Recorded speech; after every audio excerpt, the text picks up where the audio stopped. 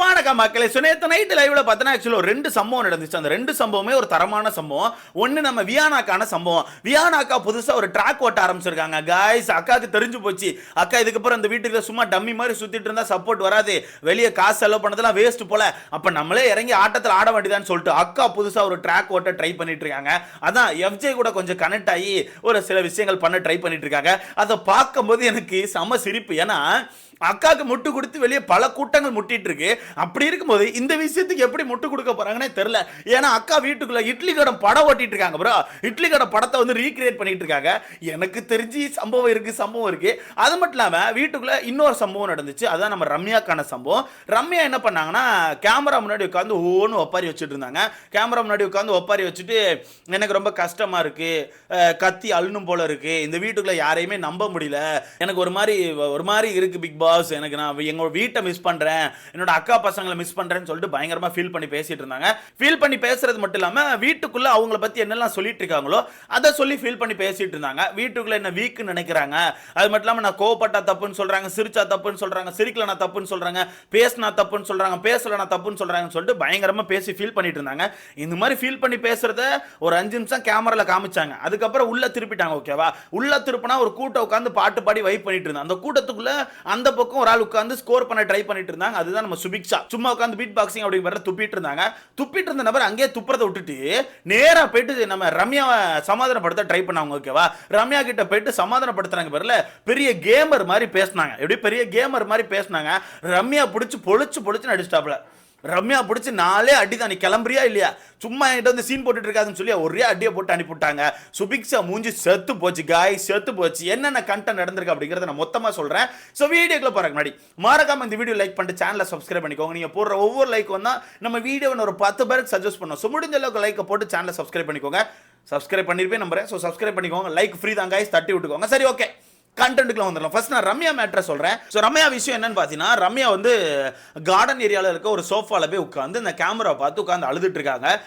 என்னால் முடியல, எனக்கு ரொம்ப கஷ்டமா இருக்கு, நான் வீட்டை மிஸ் பண்றேன், வீட்டில் உள்ள அக்கா பசங்களை மிஸ் பண்றேன், எனக்கு ஓன்னு கத்தி அழுணும் போல இருக்கு அப்படின்னு சொல்லிட்டு பேசிட்டு இருந்தாங்க.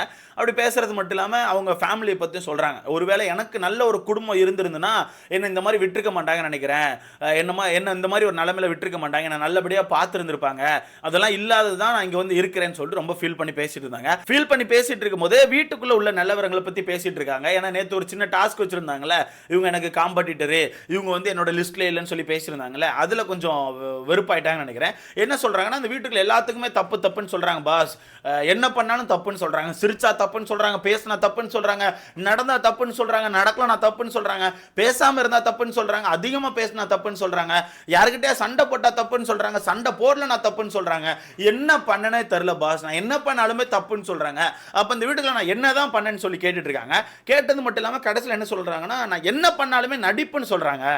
நான் அந்த வீட்டுக்குள்ள என்ன பண்ணாலுமே ரம்யா நடிக்கிறான்னு சொல்லிட்டு ஒரு மாதிரி நடிப்பு அப்படிங்கிற டேகை கொடுத்துக்கிட்டே இருக்காங்க. நான் அப்படி இல்லை பிக் பாஸ்ன்னு சொல்லிட்டு பயங்கரமா ஃபீல் பண்ணிட்டு இருந்தாங்க. ஃபீல் பண்ணிட்டு இருக்கும்போதே பிக் பாஸ் பார்த்தாரு, இது சரிப்பட்டு வரன்னு சொல்லிட்டு நீ தனியா ஃபீல் பண்ணிட்டு இருமான்னு சொல்லிட்டு கேமரா உள்ள திருப்பிட்டாங்க. ஓகேவா?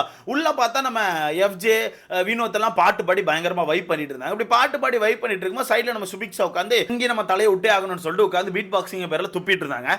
சரி, ஓகே, இங்க தானே துப்பிட்டு இருக்காங்க, இங்கே தான் இருப்பாங்கன்னு பார்த்தா டக்குன்னு கேமரா கட் பண்ணி அந்த பக்கம் திருப்பினா ரம்யா பார்த்தீங்கன்னா அதே இடத்துல சோஃபா கீழே படுத்து கிடந்து சும்மா திருப்பி புலம்பிட்டு இருக்காங்க. புலம்பிட்டு இருக்கவும் நம்ம சுபிக்ஷா போயிட்டு ஏதோ பெருசா இவங்க பெரிய கேமர் மாதிரியும் பயங்கரமா பேச தெரிஞ்ச மாதிரி அங்க போயிட்டு, ரம்யாக்கா நீங்க ஃபீல் பண்றது எனக்கு புரியுதுக்கா, கேம் ஆடுங்கக்கா, கொஞ்சம் இறங்கி கேம் ஆடுங்கக்கா, நீங்க கேம் ஆட மாட்டீங்கக்கா, உங்களுக்கு ஏதாவது டவுட்னா என்கிட்ட கேளுங்கக்கா, இல்ல ஏன்ட்ட இல்லையா நீங்க விக்ரம் அண்ணாட்ட கூட கேளுங்கக்கா, விக்ரம் அண்ணாக்கு நிறைய தெரியும்க்கா, ஒரு சில விஷயங்கள் எனக்கும் தெரியும்க்கா, என்கிட்ட கூட கேளுங்கக்கா, ஒன்றும் பிரச்சனை இல்லை, நீங்க இன்னும் கொஞ்சம் இறங்கி கேம் ஆடணும்க்கா, நீங்க கேமே ஆடலக்கா, ரொம்ப அமைதியா இருக்கீங்கக்கான்னு சொல்றாங்க. அப்பவே ரம்யா வந்து பார்த்துட்டே இருந்தாங்க, இவ எதுக்கு நம்ம கிட்ட வந்து இதெல்லாம் சொல்லிட்டு இருக்கா, நம்ம பாட்டுக்கு எதையோ ஃபீல் பண்ணிட்டு இருக்கோம், இவன் என்னத்தையும் வந்து சொல்லிட்டு இருக்காங்கன்னு சொல்லிட்டு ரம்யா சரி விட்டாச்சு. திருப்பி சொல்லிட்டே இருக்கும்போது, இங்க பாருங்கக்கா, நீங்க நிறைய தப்பு பண்றீங்கக்கா, நீங்க வந்து வியானா சொன்னதை என்கிட்ட வந்து சொல்றீங்க, நான் ஏதாவது சொன்னா வியானாட்ட போய் சொல்றீங்க, இந்த மாதிரி அங்கே எங்கம்மா மாத்தி சொல்றீங்கல்ல, அது ரொம்ப தப்புக்கா, அது வெளியே மக்கள் பார்த்துட்டு இருப்பாங்கல்ல, மக்கள் பார்க்கும்போது உங்களை ரொம்ப தப்பா நினைப்பாங்கக்கா, அந்த மாதிரி பண்ணாதீங்கக்கா, அது கேம் கிடையாதுக்கான்னு சொல்லிட்டு சுபிக்ஷா அந்த இடத்துல ஸ்கோர் பண்ண ட்ரை பண்றாங்க. அப்போ அதை பார்த்த ரம்யாவுக்கு தெரிஞ்சு போச்சு, நீ ஸ்கோர் பண்ணியா ட்ரை பண்றேன்னு சொல்லிட்டு ஒரே அடி, இங்க பாரு சுபிக்ஷா நுப்பாட்டு, இப்போ நீ என்ன ட்ரை பண்ற? என்ன வந்து இப்போ இந்த இடத்துல கெட்டவள் ஆக்க ட்ரை பண்றியா? நான் எதுக்கோ படுத்து ஃபீல் பண்ணிட்டு இருக்கேன், நீ ஏதோ தற்குறி மாதிரி வந்து என்னத்தையோ பேசிட்டு இருக்க. எதுக்கு நான் எதுக்கு ஃபீல் பண்ண உனக்கு தெரியுமா? சும்மா வந்து உட்காந்து ஃபீல் பண்ணாதீங்க, கேம் ஆடுங்க, என்கிட்ட கேளுங்க, விக்ரம்கிட்ட கேளுங்க, அங்க பேசாதீங்க இங்க பேசாதீங்க. யாருமா நீனு? எதுக்கு வந்து இதெல்லாம் சொல்லிட்டு இருக்கேன்னு சொல்லிட்டு ரம்யா பொழிச்சுன்னு விட்டாங்க.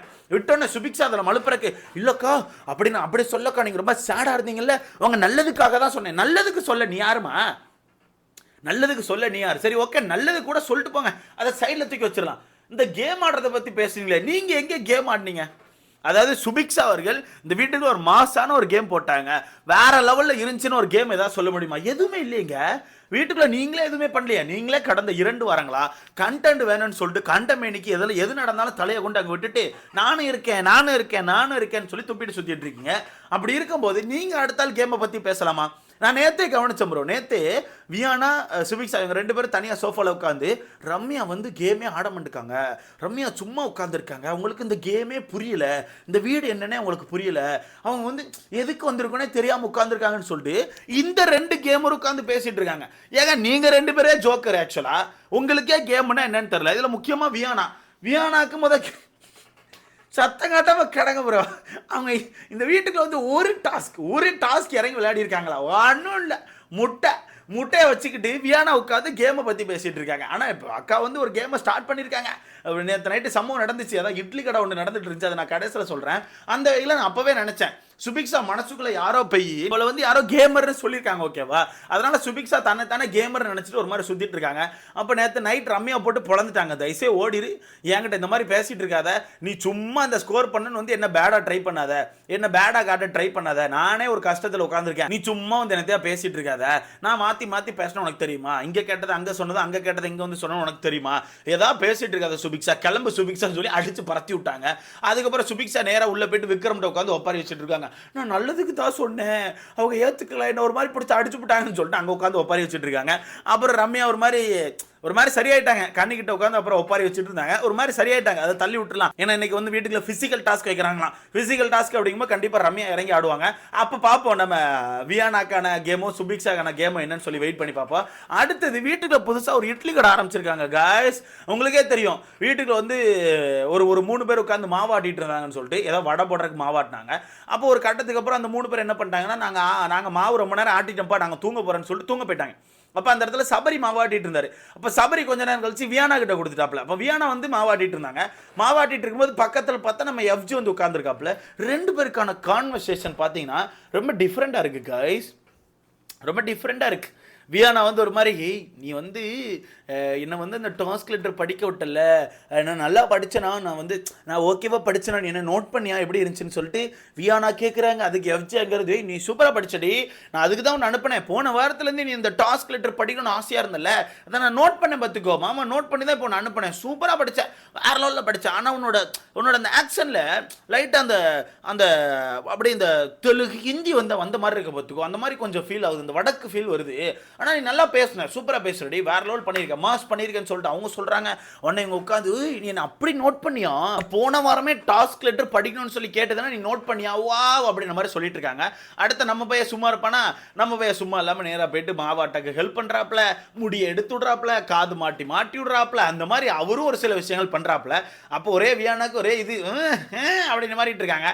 அப்போ வியானா ஒரு பிட்டை போடுறாங்க, பசங்கள்லாம் அவ்வளோ சீக்கிரத்தில் எந்த ஒரு வேலையும் பார்க்க மாட்டாங்க, அவங்களுக்கு பிடிச்சா மட்டும்தான் பார்ப்பாங்க, இல்லைனா பண்ணவே மாட்டாங்க, யாருக்காகவும் பண்ண மாட்டாங்க, அவங்களுக்கு பிடிச்சிருந்தா மட்டும்தான் அவங்களுக்காண்டி பண்ணுவாங்க, இல்லைனா யாருக்காகவும் பண்ண மாட்டாங்க அவ்வளோ சீக்கிரத்தில், நீ வந்து ஏன்டா எனக்கு உதவி பண்ணிட்டு இருக்க அப்படின்னு மாதிரி கேட்குறாங்க. அதுக்கு இவர் உட்காந்து, அதெல்லாம் ஒன்றும் இல்லடி, சும்மா தானே, அதெல்லாம் ஒன்றும் பிரச்சனை இல்லடின்னு சொல்லிட்டு அவர் பேசிட்டு இருக்காப்புல. அடுத்து நம்ம வியானா, எனக்கு எதுக்குடா உன்னோட பெட்டில் வந்து கீழே ட்ராயரில் இடம் கொடுத்த, எனக்கு மட்டும் ஏன் கொடுத்த, வேற யாருக்கும் கொடுக்காம எனக்கு மட்டும் ஏன் கொடுத்தேன்னு சொல்லிட்டு ஒரு மாதிரி எல்லையை தாண்டி போயிட்டு இருக்கு கைஸ், எல்லையை தாண்டி போயிட்டு இருக்கு. அடுத்த இட்லி கடை வீட்டில் ஓப்பன் பண்ணிடுவாங்கன்னு நான் நினைக்கிறேன். ஒரு மாதிரி எல்லையை தாண்டி போயிட்டு இருக்கு. எங்கே போய் நிற்க போறேன்னு எனக்கு தெரியல. எனக்கு ஏதோ ஃபீல் ஆகுது, வியானாக்கு வந்து தெரிஞ்சு போச்சுன்னு நினைக்கிறேன், அவங்களுக்கு ஓட்டுகள் கம்மியாக வருதுன்னு சொல்லிட்டு. அப்போ இந்த மாதிரி ஏதாவது எடுத்தா இன்னொரு 20 நாள் இந்த வீட்டுக்குள்ள இருந்துடலான்னு சொல்லி முடிவு பண்ணிட்டாங்க போல. அதனால டப்புன்னு அந்த கண்டென்ட்டை போய் பிடிச்சிட்டாங்க. டப்புன்னு அந்த கண்டென்ட் பிடிச்சி நம்மளும் லவ் கொடுப்போம், நம்மளும் காதலிப்போம் அப்படிங்கிற கண்டென்ட்டுக்குள்ள இறங்கிட்டாங்க. எங்கே போய் முடிய போன்னு எனக்கு தெரில. இதை பற்றி உங்களுக்கான கருத்து என்னன்னு சொல்லிட்டு மறக்காம கமெண்ட்டில் போடுங்க. ஒரு மாதிரி போச்சு, அது ரொம்ப நேரம் போச்சு. ஒன்றா உட்காந்து மாவாட்டுறாங்க, ஒன்றா உட்காந்து மாவை வலிச்சு சட்டியில் போடுறாங்க, ஒரு மாதிரி போகுது காய்ஸ், ஒரு மாதிரி போகுது. இது நீங்க எப்படி பாக்குறீங்கன்னு சொல்லிட்டு மறக்காம கமெண்ட்ல போடுங்க. சுபிக்ஷா உண்மையாவே கேமர் நினைச்சு சுத்துறாங்களா? அது யார் ஏத்தி விட்டாங்க உங்களுக்கு ஏதாவது தெரிஞ்சுன்னா மறக்காம கமெண்ட்ல போடுங்க. அடுத்தல பார்க்கலாம்.